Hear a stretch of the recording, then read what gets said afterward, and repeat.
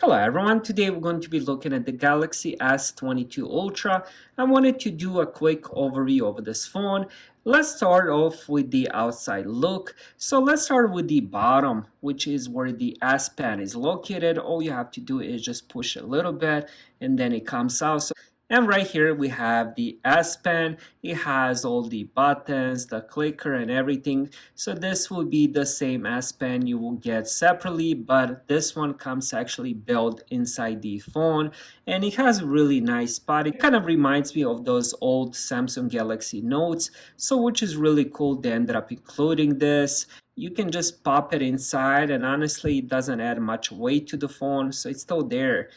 Just make sure you always click it in place so you can't lose it. Now on the bottom we also have USB-C for charging, and then we have a SIM card slot. We also have a speaker grill here, and then if we look at the right side we have the power lock button.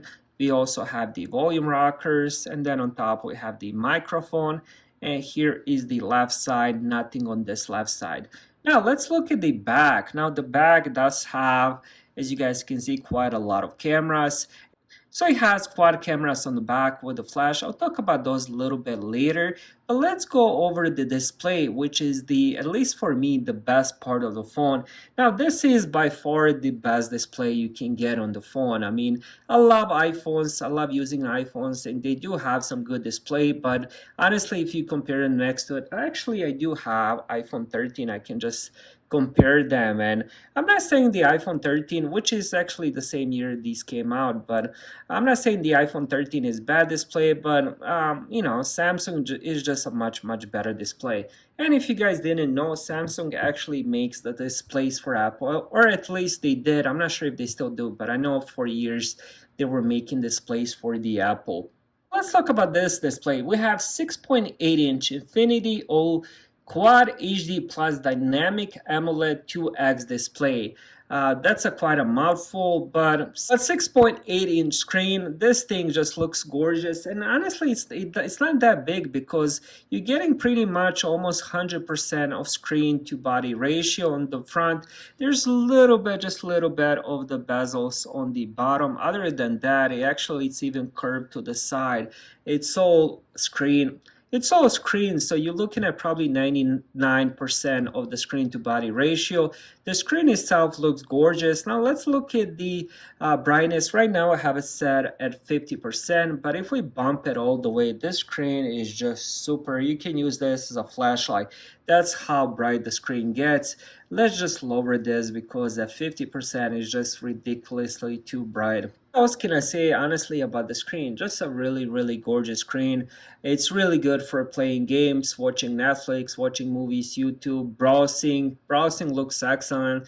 This is the best display you can get on the phone, so I would definitely recommend this phone just for the display itself. But let's not stop there. Let's go inside the phone.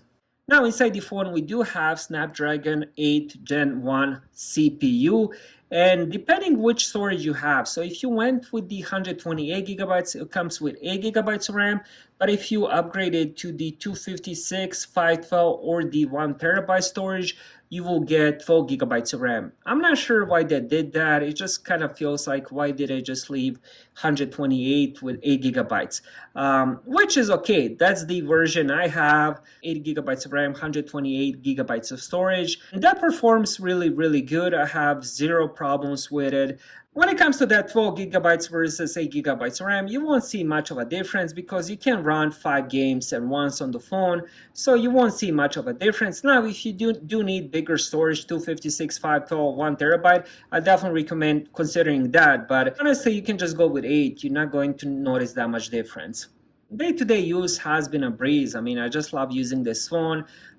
This is a premium flagship Samsung phone, so it doesn't have any issues. So day-to-day use, perfect. Now, next, let's talk about the cameras, which is really interesting what they have on the back. Alright, so as I mentioned, 4 cameras on the back. So there's a little bit of difference, especially if you're thinking about regular S22 and the S22 Plus. So let's start with this one, S22 Ultra. Now the main one is 108 megapixel wide camera lens. on the S22 and S22 Plus, you will be getting 50 megapixels. So that's one difference. Then you also have 12 megapixel ultra wide, and then you also have 10 megapixel tele with the 3x optical zoom, and then you have another one which is 10 megapixel tele with the 10x optical zoom. Another difference is on the front, you will be getting a 40 megapixel front facing camera, and then with the regular S22 and S22 Plus, you will be getting 10 megapixel front facing camera. So if you're taking a lot of pictures and videos, I would definitely recommend getting the S22 Ultra. When it comes to the battery life, 5000 milliamp battery life, I've been using this phone together with the iPhone 13. I do run kind of like a dual. Sometimes, mostly I would use Galaxy, sometimes I would do iPhone. I do a lot of reviews, so I do have to have both for my tutorials and stuff like that. Sometimes if I would use it heavy, I would still get 2 days of battery life. If I don't use it as heavy, I could get 3-4 days of battery life. It just depends. That will really depend on your use and what you're using it for. If you're watching a lot of videos nonstop or playing a lot of games, then you will get shorter battery life. But overall, it's a really good battery life, and it's better than my iPhone 13, that's for sure. Overall, this is definitely one of the best phones on the market. I love using this phone every single day, and I would definitely recommend that. Thank you guys for watching, and have a great day.